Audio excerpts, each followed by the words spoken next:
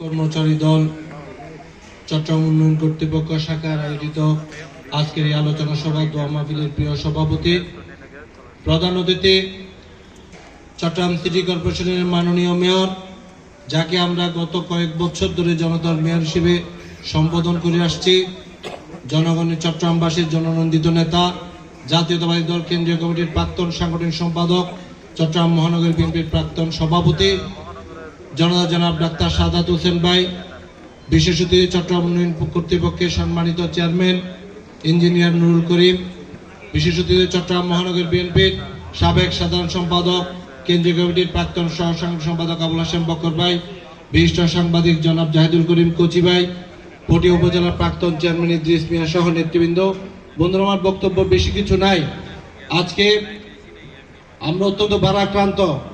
গতকাল আমাদের একজন ভাই অ্যাডভোকেট আলিফকে অত্যন্ত নির্দয় নিষ্ঠুরভাবে হত্যা করা হয়েছে একটি উগ্রবাদী সংগঠন কর্তৃক।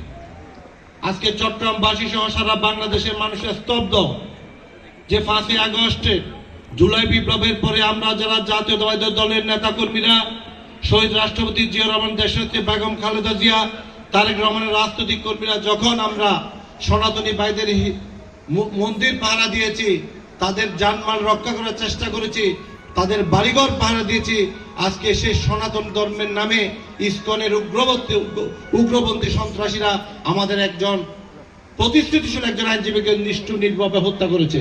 বন্ধুরা আমার, এটা কোনোভাবে মেনে নেওয়া যায় না। আজকে দেশকে কোন দিকে নিয়ে যাওয়া হচ্ছে? আমরা যখন গণতন্ত্রের নতুন যাত্রায় অভিষিক্ত হতে যাচ্ছি, যখন মানুষ ভোটের অধিকারের জন্য গত 15 বছর ধরে আমরা সংগ্রাম করেছি, গণতন্ত্রের জন্য সংগ্রাম করেছি, ন্যায় বিচার হক এর জন্য সংগ্রাম করেছি, আজকে সেই মানুষের অর্জনকে ধ্বংস করে দেওয়ার জন্য আজকে সাম্রাজ্যবাদী শক্তির দ্বারা নতুন নতুন চক্রান্ত ষড়যন্ত্র করছে। এই চক্রান্ত ষড়যন্ত্রের বিরুদ্ধে আমাদের সকলকে, সমাজের প্রত্যেকটা মানুষকে ঐক্যবদ্ধ এবং ইস্পাত কঠিন ঐক্য গড়ে তুলতে হবে। বন্ধুরা আমার, কোন সমাজ বিরোধী, কোন দুষ্কৃতিকারী যাতে বাংলাদেশের স্বাধীনতা, সার্বভৌমত্ব এবং গণতন্ত্রকে হত্যা করতে না পারে। বন্ধুরা আমার, বিগত 15 বছর ধরে মানুষ যেভাবে ভোটের অধিকার পায়নি, সেভাবে চট্টগ্রামবাসী নাগরিক সেবাও পায় নাই। আজকে জগদ্দল পাথরের মতো করে ভোটারবিহীন নির্বাচনের মাধ্যমে তথাকথিত এই আওয়ামী লীগ ক্ষমতার মসনদে বসে সিডিএতে বলেন, সিটি কর্পোরেশন বলেন, ওয়ার্ড কাউন্সিলর বলেন, উপজেলা বলেন, জেলা পরিষদ বলেন, ইউনিয়ন পরিষদ বলেন, কোথাও মানুষের অধিকার প্রতিষ্ঠা হয় নাই, সুষম উন্নয়ন হয় নাই।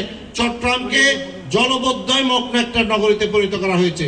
আজকে মাননীয় মেয়র মহোদয় আছেন, সিডিএর চেয়ারম্যান আছেন। আমরা মনে করি একটি মেট্রোপলিটন গভর্নমেন্ট কনসেপ্টের মধ্য দিয়ে চট্টগ্রাম সিটি কর্পোরেশন, চট্টগ্রাম উন্নয়ন কর্তৃপক্ষ এবং ওয়াসা সহ সেবাকারী সমস্ত প্রতিষ্ঠানগুলোকে এক জায়গায় এসে মানুষের যে পারসেপশন,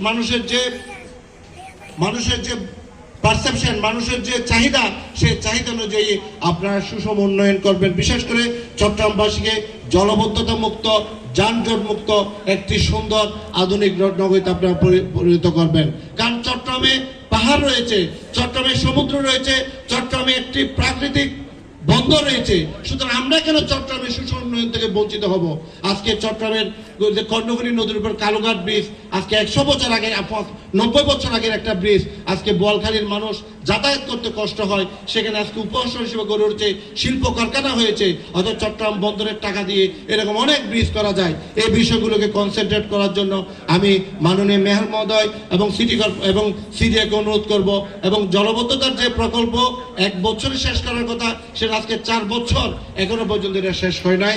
সব বিষয়গুলোকে আপনারা সদয় বিবেচনায় রাখার উদাত্ত আহ্বান জানিয়ে আমি আমার সংক্ষিপ্ত বক্তব্য শেষ করছি। সবাইকে ধন্যবাদ। খুদা হাফেজ। বাংলাদেশ জিন্দাবাদ।